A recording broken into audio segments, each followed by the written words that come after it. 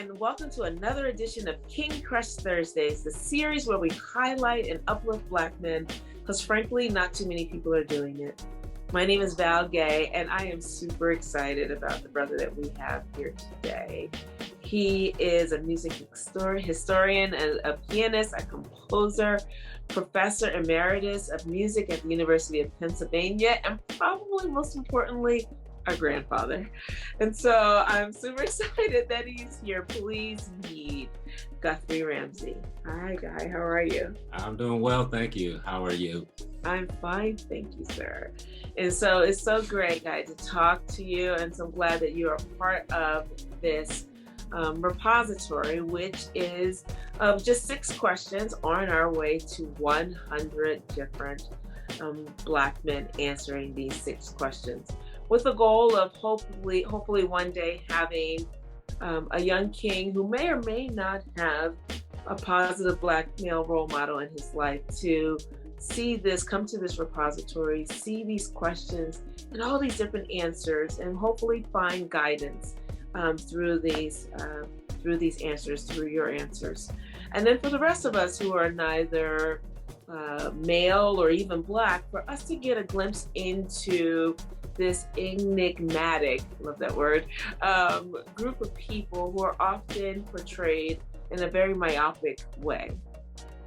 And we know that the Black male diaspora, if you will, is varied, is vast, and is wonderful. And I want more people to know. And so we are all about shifting this narrative. And so I'm so glad that you're here to contribute to this repository. So I'll get started with question 1, which is, what does manhood mean to you?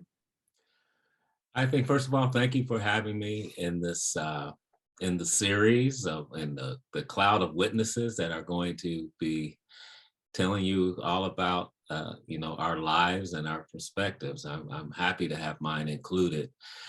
Manhood means for me a lot of things, and as I contemplated it, the main thing that I focused in on is how my conception of manhood has constantly moved as I've gotten older. When you're a boy and you think about manhood, it may look a certain way in your life. It may look like the set of choices that you have in front of you, the men who you happen to be around. I was very fortunate. I had a lot of men to emulate around me, and as I was narrating in the introduction to this new book of essays that will be published later this year, when I was thinking about my coming of age, I personally was raised by men who were migrants, recent migrants to the south side of Chicago. And so I kind of grew up with a lot of Southern sensibilities around me. So that was part of what my conception of manhood was when I was a boy. Those were the role models who were around me. They took great care in making sure that we were educated, making sure that we had examples of manhood around us, and they were loving and interested, and set great examples for us. And then as I grew, older, my sense of or ideas about manhood became more capacious, meaning they, kind of grew along with my exposure to things beyond my immediate community. And so, you start thinking about other ways to be a man. When I became a father, for the first time, then then my idea about manhood, obviously had to expand and think about myself as a protector and role model and things like that. I had my first born was a son, and then as the 2 girls came along, I had to think about manhood being, a different kind of thing. And then, as you move through your career, you think about manhood as the thing I'm doing is going to provide for people to eat and to have heat and have a roof over their heads. So you start including not just taking care of oneself, but your idea of manhood, mine anyway, expanded to include that of protector, that of provider, that of educator. When I got into my professions, of music making and writing about music and professing about it, talking about it, it became about a manhood that could become an expert, and become respected in the field as, my chosen, lanes, if you will. And then, now that I've retired as of June of last year, you have to think about another conception of manhood. Well, what does it look like to build a legacy? What does it look like to help younger, men and boys kind of realize their place in the world? And so it's less focused on you and more focused on others. So, hey, that idea of manhood is, in my life, has been on the run. That's great. What a beautifully rich and layered answer. Thank you so much. And I realize in introducing you, I failed to provide your titles.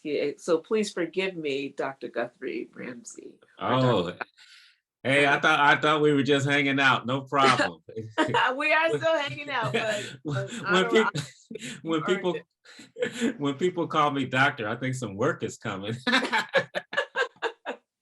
That's awesome. That's awesome. Well, guys, that leads us to question 2, which is who and or what is important to you? Who is important to me? Of course, the people I love, my family, my wife, my children, my grandchildren. I have a lot of mentees out there. They matter to me a lot. I think about that a lot, not just living for myself, but living as,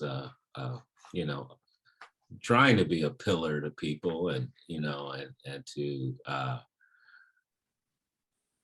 be someone that they can depend on. That's been kind of driven in me as the oldest male in my, family. You just kind of think about yourself in that way, and I don't think I ever let that go. So yeah, certainly my family and my friends mean a lot to me. And I think that what means a lot to me, but that's a long list.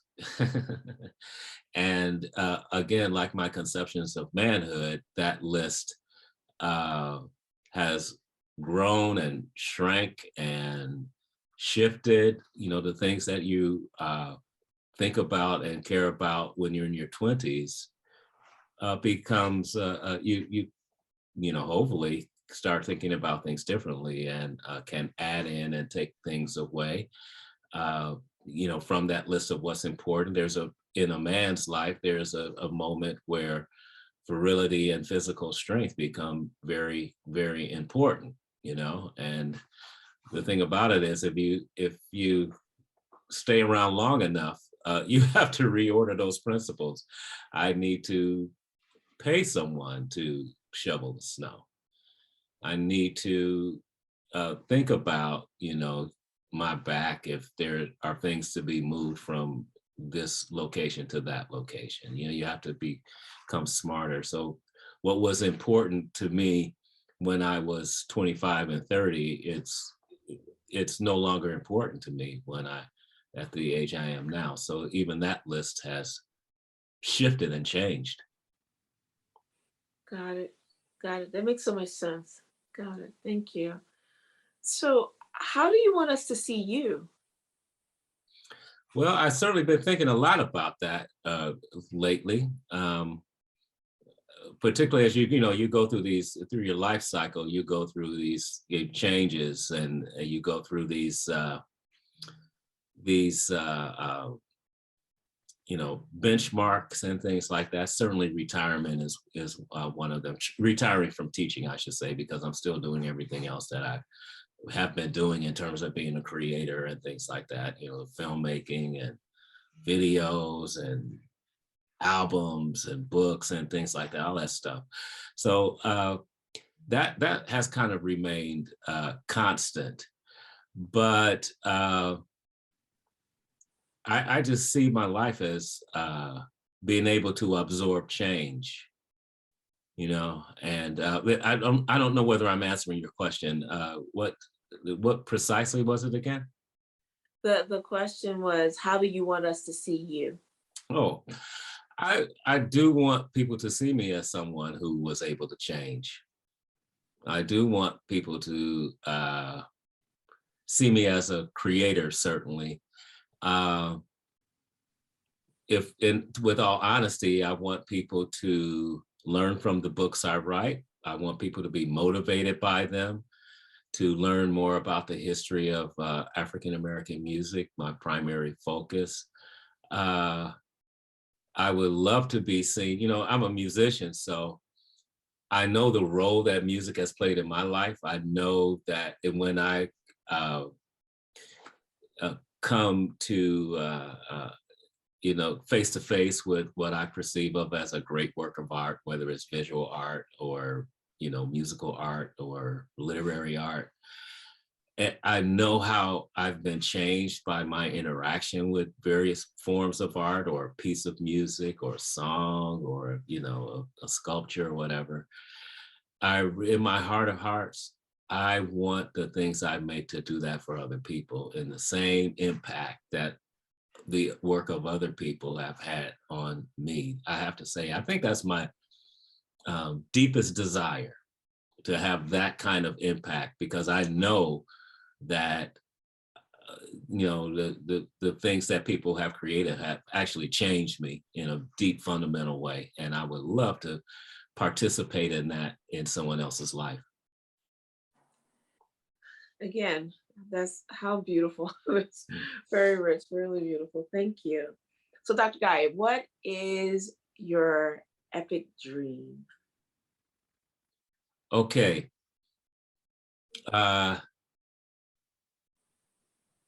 Right. It's actually changing a lot. I should add that.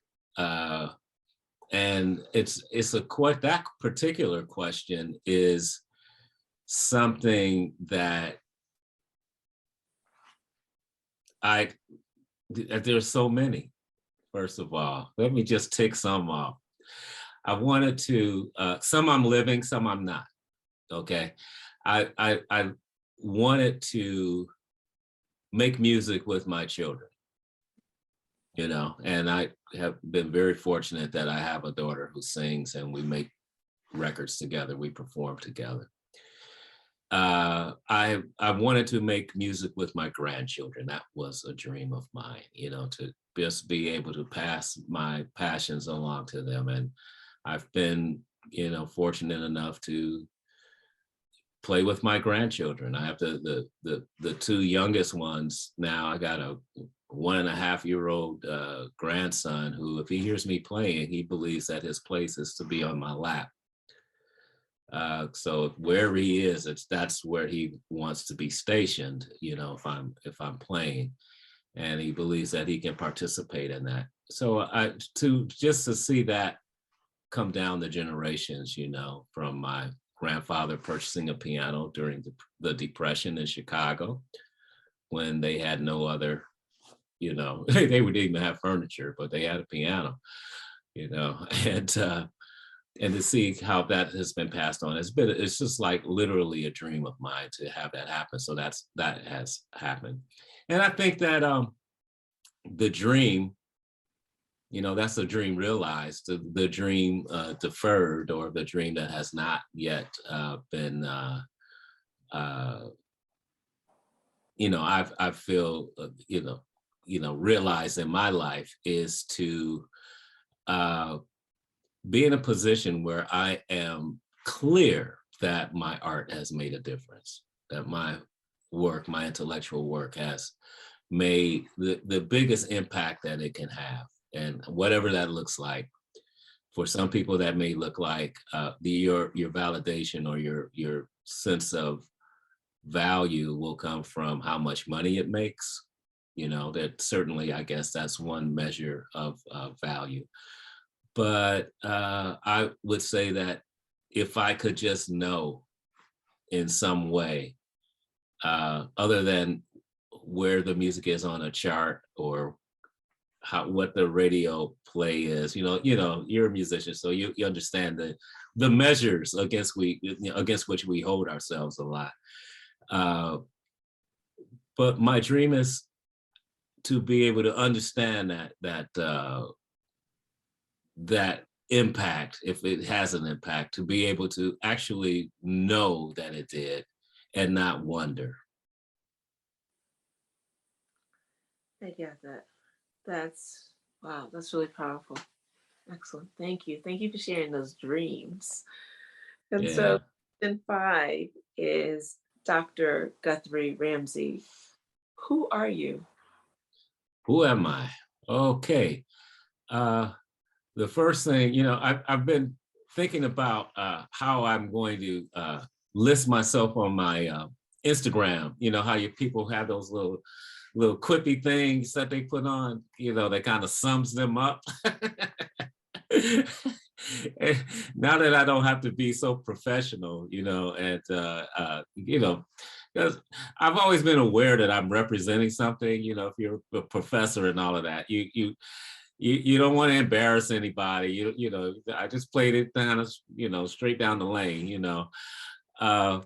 But how would I list myself? I'm going to say as a grandfather, and all that means, just to be, nothing makes you feel more like a king than to sitting around with looking at your own children, watch you interact with their children, and seeing the deep sense of satisfaction. And because I have love coming all out of me for my people, and I could tell that's impactful to them to see that life cycle happen, because they know what they meant to me. They know what their own children mean to them. And then to see them understand a generational, a generational love fest and all of that, multi-generational, I should say. It's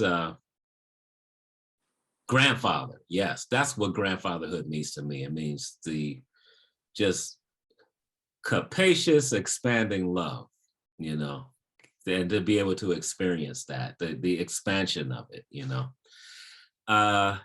Next, a creator. That's how I see myself, that I believe in the being a vessel. I believe that the ideas are out there, that your ideas are out there, but they need the respect of time and the respect of gaining the technique and the knowledge of whatever software it will take to translate those ideas into the real world, or the practicing, or the camaraderie through collaboration, being able to get others to buy into whatever song you're trying to make. That idea of creation is something that I want people to believe who I am. And then I guess finally, I do believe that integrity matters. Not that I'm putting myself up, with my raggedy, what. I will never put myself up as the example of anything, but because as soon as you do that, then you run into trouble, cancel. But I will say, I do believe that, we have to have a modicum of integrity, where people can depend on you. And that's what it means to me, that, that the same you is going to show up, on most days, that, what I mean? That they understand, that people understand who you basically are. That's very important to me. That's great. That's gonna go down my quote for today. My raggedy, you know what? Well, you asked me who I was, not who I hope to be. That's awesome. That's awesome. Well, here we are already at question number 6, which is there anything that I should have asked you that I didn't, or you wanted me to ask you that I didn't? In other words, what did I miss? Oh, I think you were very thorough, actually.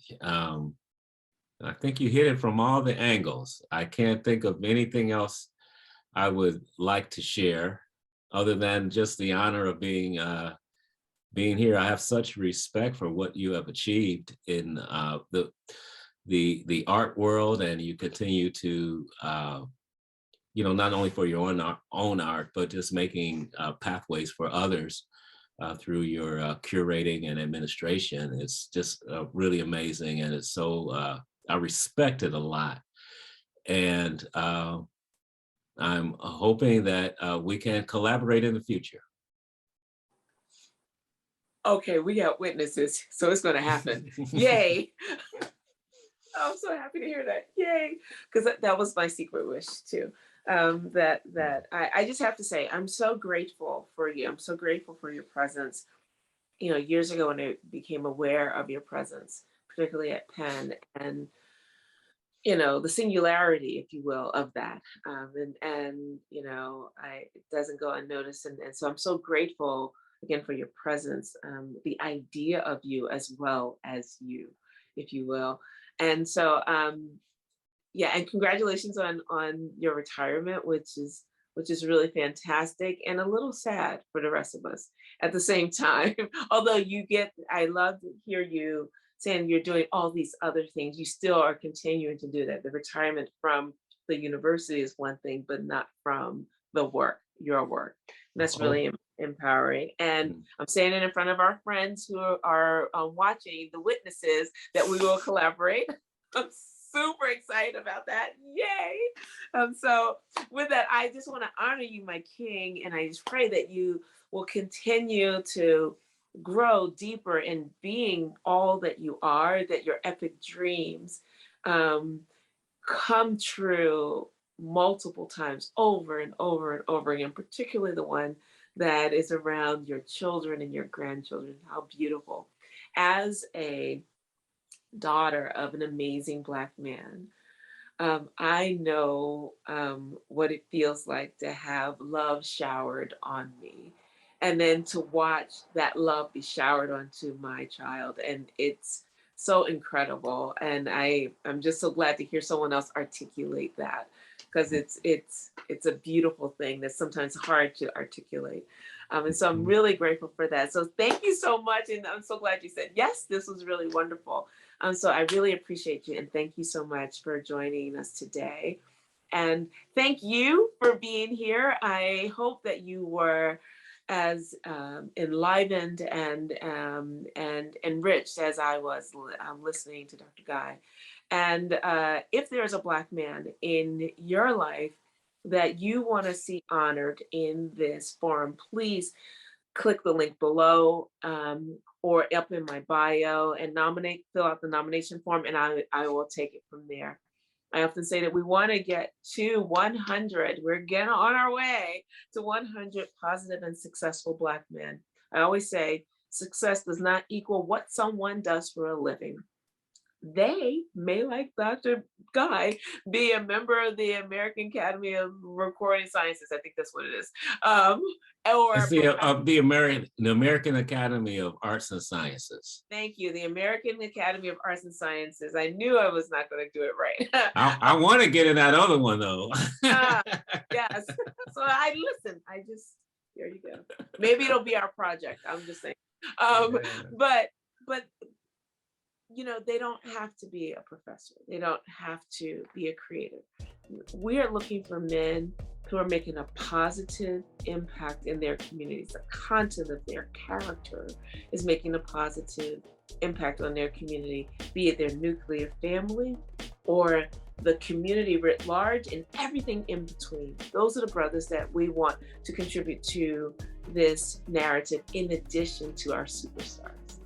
And so please feel free. So in the meantime, wait next week. Join us next week for yet another amazing king. And in the meantime, please remember to spread love and have a great day. Thank you so much. And Dr. Guy, thank you. That was really awesome. Thank you. You're welcome. Hey, it's a lot of fun. Thank you. Hey, I was stunned to be asked, and my whole thing has been since I've been at Penn, I've just felt like I spent a lot of time actually like focusing on what that job took, which is about becoming an international scholar. You know what I mean? And not necessarily the local impact of things. And so and then I had kids, so it wasn't like I could be everywhere and do everything and be, I just had to really just pick and choose. And so when people in Philadelphia kind of recognize, what and appreciate what I've been trying to achieve, is it's the best. It really is the best. That is so awesome. Excellent, excellent, excellent, excellent. Thank you.